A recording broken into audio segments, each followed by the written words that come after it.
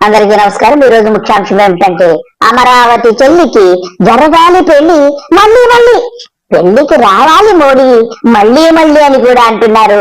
అసలు విషయం ఏమిటంటే అమరావతికి మరొక్కసారి ఇనాగ్రేషన్ చేయాలని చెప్పి మోడీ గారికి చెప్పారట. మోడీ గారు ఈ పెళ్లికి వచ్చేస్తానన్నారట.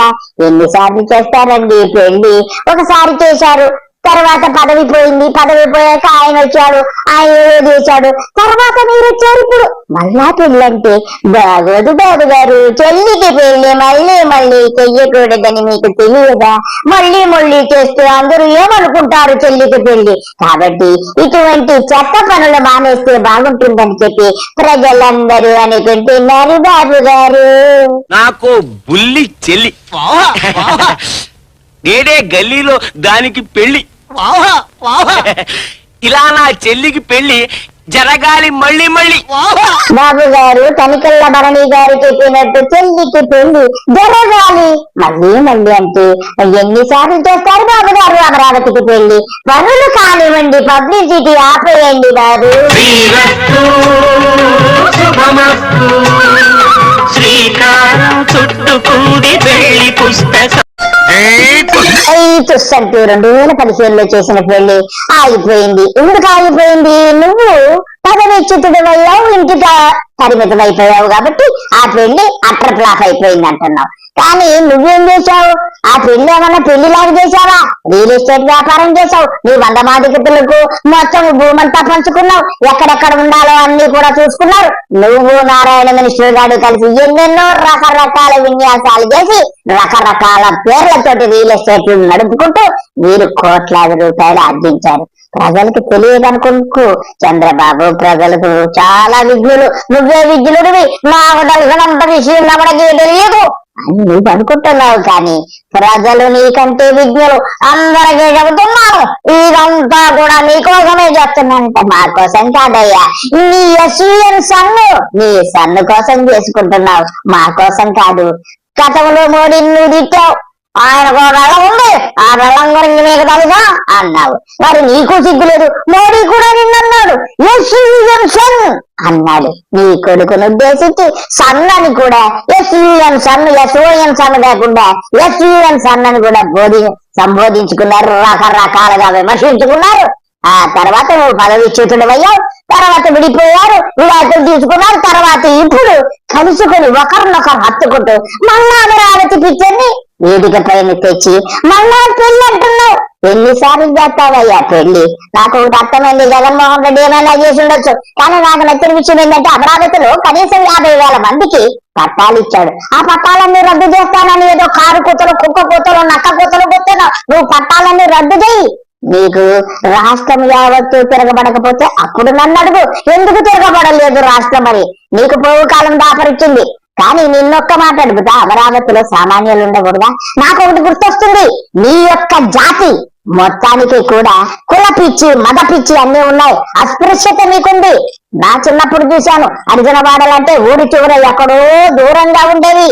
అలాగే ఇప్పుడు వారికి కూడా ఇక్కడున్న పట్టాలను రద్దు చేసి ఊరి చివర హరిజనవాడల్లాగా అస్పృశ్యతను మరొక్కసారి నువ్వు తెర మీదకి తీసుకొస్తున్నావు. నీ కులగజ్జి, నీ కమ్మనైన కులగజ్జిని మరొక్కసారి నువ్వు మరొక్కసారి దాన్ని వేదికపై తెస్తున్నావు. కానీ నీకు ఒక రోజు వస్తుంది చంద్రబాబు, ఇటువంటి పనులు ఆపవయ్యా. ఎందుకు వచ్చిందయ్యా? నీకు చేసుకో, అభివృద్ధి చేసుకో, సెక్రటరియట్ కట్టుకో, ఇంకోటి కట్టుకో, తొక్క కట్టుకో, తోలు కట్టుకో, నువ్వు లేకపోతే ఏదన్నా కట్టుకో, సమాధి కట్టుకో, ఎవడో వద్దనడు. కానీ నువ్వు ప్రజలకు ఇచ్చిన 50,000 పట్టాలు రద్దు చేస్తే మాత్రము నీ గొయ్యి మాత్రం నువ్వు తవ్వుకున్నట్టు ఇందులో ఎంత మాత్రం సందేహం లేదు. నేను ఏ పార్టీకి చెందిన వాళ్ళం కాదు, ఒక ప్రజల తరపున మాట్లాడే వ్యక్తిగా నీకు చెబుతున్నాను నేను. నువ్వు ఒక్కటి గుర్తుపెట్టుకో, ఆయనైనా మీరైనా ప్రజలకు ఎప్పుడు మీరు ద్రోహాలు చేస్తారు. ఆ ప్రభుత్వాలన్నీ నిలబడవయ్యా. ఎంతో మంది ఉన్నారు నీలాంటి వాళ్ళు, నిరంకుశంగా పరిపాలించిన వాళ్ళు ప్రపంచం అంతా. అందరూ కూడా అధోగతి పాలైపోయారని నువ్వు ఒక్కసారి గుర్తు తెచ్చుకో. మరొక్కసారి పేదల జోలికెళ్లకు. నువ్వు చేసుకో, రియల్ ఎస్టేట్ వ్యాపారం చేసుకో. నీ భార్య కావాలంటే 1 కోటి గేదెలను తెచ్చి 10 లక్ష ఫారాలు, అదే హెరిటేజ్ ఫార్మ్స్ పెట్టుకో, ఏమన్నా చేసుకో, ఎవరికి అభ్యంతరం లేదు. మీరు స్టాక్ మార్కెట్ ను కూడా నువ్వేమన్నా చేయగలవు. ఎలా లాభాలు రావాలంటే నీకు అలా లాభాలు వచ్చేస్తాయి. అన్ని రకాల విద్యలు తెలిసిన వాడివి ఈ మాత్రం ఇంజెక్ట్ జ్ఞానం కోల్పోయావనుకో నీకు మాత్రము ఫ్యూచర్ లో మాత్రం అధోగతి అని చెప్పి ప్రజలందరూ ముక్త కంఠంతో అంటున్నారు. మోడీని పిలిపించేసి గ్రీన్ సిగ్నల్ ఇచ్చేసేసి రియల్ ఎస్టేట్ వ్యాపారం చేసేసి ఏం చేసుకుంటావయ్యా? ప్రజలందరినీ పిల్లలు కనమంటున్నావు, నీకుండేది ఒక్క కొడుకే, ఆడికింత అవసరమా? సిగ్గుండాలయ్యా, ఒక్కసారి విచక్షణతో ఆలోచించుకోమని యావత్ మంది ప్రజలందరూ కోరుతున్నారు. మొదలు పెట్టు నీ సొల్లు. Where I have developed at that stage, it was left not even 1 inch of road was laid during 5 years last 5 regime. Otherwise, Amaravati should have been different Amaravati by this time. I am assuring you, very soon I am inviting Honorable Prime Minister for relaunching the programs, infrastructure and development. ఇలా నా చెల్లికి పెళ్లి జరగాలి మళ్ళీ మళ్ళీ.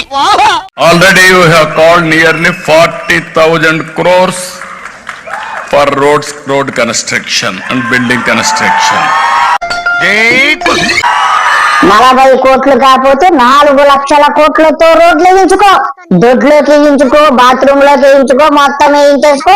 నీ మంత్రివర్గము నువ్వు నీ ఎమ్మెల్యేలు అందరూ కలిసి గొడవలు ఇచ్చేసి ఆ రోడ్లమ్మట దొల్లండి. ప్రజలకు ఎటువంటి అభ్యంతరం లేదు. కానీ ప్రజలకు ఇచ్చిన ఆ 1 సెంటు 1.5 సెంటు భూమి కోసము నువ్వు ఎంపలాడేవనుకో నీకు మాత్రము నేను నోటితో చెప్పను, ప్రజలే చూపిస్తాను నీకు సినిమా ఎలాగుంటుందో. కాబట్టి నువ్వు నారాయణ కలిసి చక్కగా ఫ్లాట్లన్నా ఫ్లాట్లు అని రోడ్లంతా నెత్తి మీద పట్టలెట్టుకొని అమ్ముకోండి. అవసరమైతే బ్రాండ్ అంబాసిడర్ గా మోడీని కూడా పెట్టుకో, ఎలాగ పిలుస్తున్నావుగా ఇనాగరేషన్ కి పెట్టుకొని అమ్ముకో. గాని ఈ యొక్క పట్టాలను రద్దు చేసావనుకో నువ్వు నారప్పగాడు, నువ్వు నీ కొడుకు నీ యొక్క ఉన్నాడుగా దొక్కలో సీఎం డిప్యూటీ సీఎం అందరూ కూడా రేవు పెట్టడం మాత్రం ఖాయము. ప్రజలు నీకు మాత్రం ఏదో పోవు కాలం వచ్చింది కాబట్టి ఇలా వ్యవహరిస్తున్నామని అందరూ అనుకుంటున్నారు. ఇక పెళ్లి ఆపేసుకో, చెల్లికి పెళ్లి మళ్ళీ మళ్ళీ చేస్తూ బాగోదని ప్రజలందరూ అంటున్నారు. చంద్రబాబు అందరికీ నమస్కారము, బాయ్.